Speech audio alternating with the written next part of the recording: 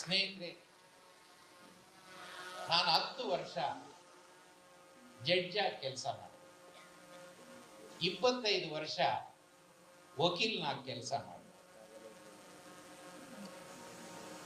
ನೂರಾರು ಸಾವಿರಾರು ಕೇಸುಗಳನ್ನು ನಾನು ನಡೆಸದೆ ತೀರ್ಮಾನ ಮಾಡಿದೆ.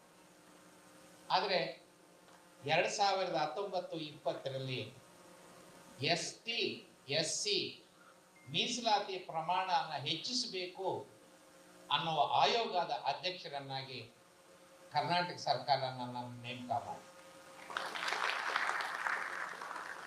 ನಾನು ಕಾಲಮಿತಿಯಲ್ಲಿ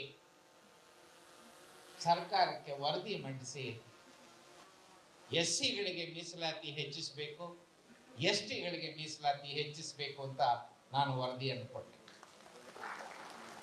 ನನ್ನ ವರದಿಯನ್ನ ಕರ್ನಾಟಕ ಸರ್ಕಾರದ ಒಪ್ಪಿ ಅಸೆಂಬ್ಲಿನಲ್ಲಿ ಮಂಡಿಸಿ ಶಾಸನವಾಗಿ ಮಾಡಿ ಅನುಷ್ಠಾನಕ್ಕೆ ಬಂದಿರೋದು ನಾನು ಜಡ್ಜ್ ಕೆಲಸಕ್ಕಿಂತ ಲಾಯರ್ ಕೆಲಸಕ್ಕಿಂತ ತಂದ ತೃಪ್ತಿಗಿಂತ ಹೆಚ್ಚಿನ ಸಮಾಧಾನ ಮಾಡುತ್ತೇನೆ.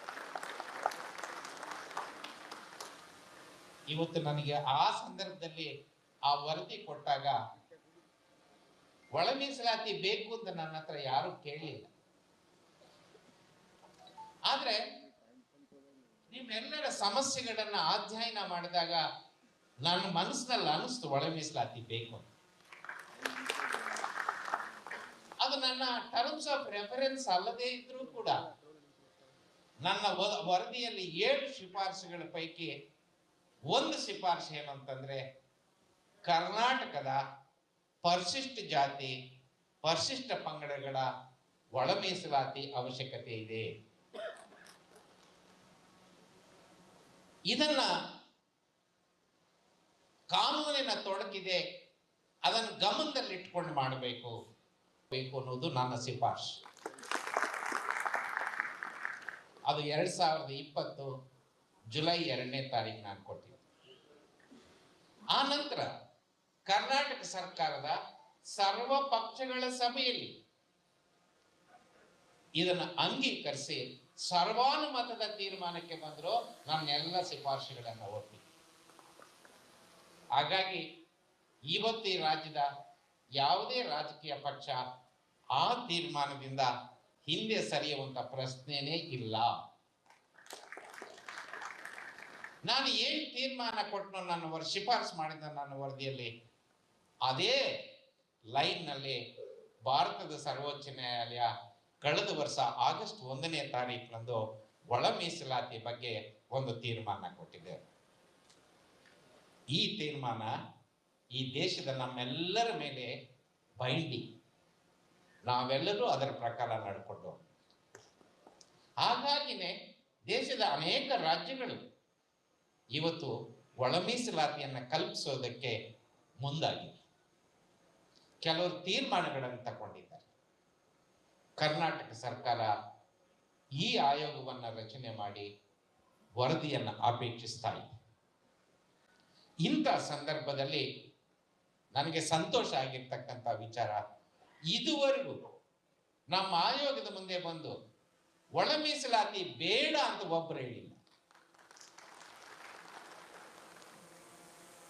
ಆದ್ರೆ ಒಳ ಮೀಸಲಾತಿ ಕೊಡಬೇಕಾದ್ರೆ ಕೆಲವರು ಸಮೀಕ್ಷೆ ನಡೆಸಿ ಇಂಥ ಮಾನದಂಡನ ಅನುಸರಿಸಿ ಇಂಥ ದತ್ತಾಂಶನ ಪರಿಗಣಿಸಿ, ಅವೆಲ್ಲವೂ ನಾವು ಗಂಭೀರವಾಗಿ ಪರಿಗಣಿಸ್ತೀವಿ. ಹಾಗಾಗಿ ಇವತ್ತು ಯಾರ ವಿರುದ್ಧ ಯಾರೂ ಇಲ್ಲ. ಮಾದಿಗರ ವಿರುದ್ಧ ಮಾಲ ಇಲ್ಲ, ಮಾಲರ ವಿರುದ್ಧ ಮಾದಿಗ ಇಲ್ಲ, ಅಲೆಮಾರಿಗಳ ವಿರುದ್ಧ ಬೇರೆ ಇವರಿಲ್ಲ, ಟಚಬಲ್ಸ್ ವಿರುದ್ಧ ಅನ್ಟಚಬಲ್ಸ್ ಇಲ್ಲ. ನೀವೆಲ್ಲ ಒಂದು ಅಭಿಪ್ರಾಯಕ್ಕೆ ಹೊಂದಿರ. ಈ ಸಂದೇಶನ ಈ ವೇದಿಕೆಯ ಮುಖಾಂತರ ಸಾಗರರಲ್ಲಿ ನಾನು ಮನವಿ ಮಾಡ್ತೀನಿ, ಇಡೀ ರಾಜ್ಯದ ಮೂಲೆ ಮೂಲೆಗೆ ತಲುಪಬೇಕಾಗಿದೆ ಈ ಗೊಂದಲ.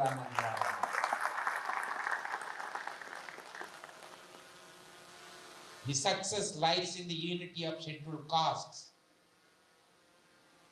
ಬೇರೆಯವರು ನಿಮ್ಮನ್ನ ಒಡೆದು ಆಳುವ ನೀತಿಗೆ ಕಾಯ್ತಾ ಇದ್ದಾರೆ. ಅದಕ್ಕೆ ದಾರಿ ಕೊಡಬೇಡಿ, ಅದಕ್ಕೆ ಅವಕಾಶ ಕೊಡಬೇಡಿ. ನೀವೆಲ್ಲರೂ ಒಂದೇ ಮನಸ್ಥಿತಿ ಇರೋದರಿಂದ ಈ ಸಂದೇಶ ಈ ರಾಜ್ಯದ ಜನರಿಗೆ ತಲುಪಿ ನೀವೆಲ್ಲರೂ ಅಣ್ಣ ತಮ್ಮಂದರಿಂದ ಸಹೋದರ ಭಾವತ್ವದಿಂದ ಸಮಾನತೆಯಿಂದ ನೀವು ಮುಂದುವರಿಬೇಕು ಅಂತಕ್ಕಂಥದ್ದೇ ಈ ಸಂದರ್ಭದಲ್ಲಿ ನಾನು ಮನವಿ ಮಾಡ್ತೀನಿ. ಸ್ನೇಹಿತರೆ, ಒಳ ಮೀಸಲಾತಿ ಅಂತಕ್ಕಂಥದ್ದು ಇವತ್ತು ಅನಿವಾರ್ಯತೆ ಪ್ರಶ್ನೆ. ಇದು ಬೇಕಾ ಬೇಡವಾ ಅನ್ನೋದು ಚರ್ಚೆ ಇಲ್ಲಿಗೆ ಮುಗಿಸೋಣ. ಹೆಂಗ್ ಕೊಡಬೇಕು ಅನ್ನೋದ್ರ ಬಗ್ಗೆ ಮಾತ್ರ ಚರ್ಚೆ ಮಾಡಿ. ಮೀಸಲಾತಿಯ ಪ್ರಮಾಣವನ್ನು ಯಾರಿಗೆ ಎಷ್ಟು ಕೊಡಬೇಕು ಅನ್ನೋದ್ರ ಬಗ್ಗೆ ಚರ್ಚೆ ಮಾಡಿ. ಇಲ್ಲಿ ನಾನು ಹೇಳ್ತಕ್ಕಂಥದ್ದಿಷ್ಟೇ, 75 ವರ್ಷ ಅನುಭವಿಸಿರೋರು ಸ್ವಲ್ಪ ಕಡಿಮೆ ತಗೊಳ್ಳಿ, 75 ವರ್ಷ ಏನೂ ತಗೊಳ್ದಿರೋರು ಒಂಚೂರು 1-2 ಚಮಚ ಅಷ್ಟು ಜಾಸ್ತಿ ಅವ್ರು ಕೊಡೋದು. ಅದರಿಂದ ನಾವು ಕಳ್ಕೊಳ್ಳೋದೇನಿಲ್ಲ. ಯಾರು ಕೆಳಗಡೆ ಇದ್ದಾರೆ ಅವರನ್ನು ನಮ್ಮ ಸಮಾನತೆಯಾಗಿ ಬೆಳೆಸ್ತಕ್ಕಂಥ ಜವಾಬ್ದಾರಿ ನಮ್ಮೆಲ್ಲರ ಮೇಲೆ.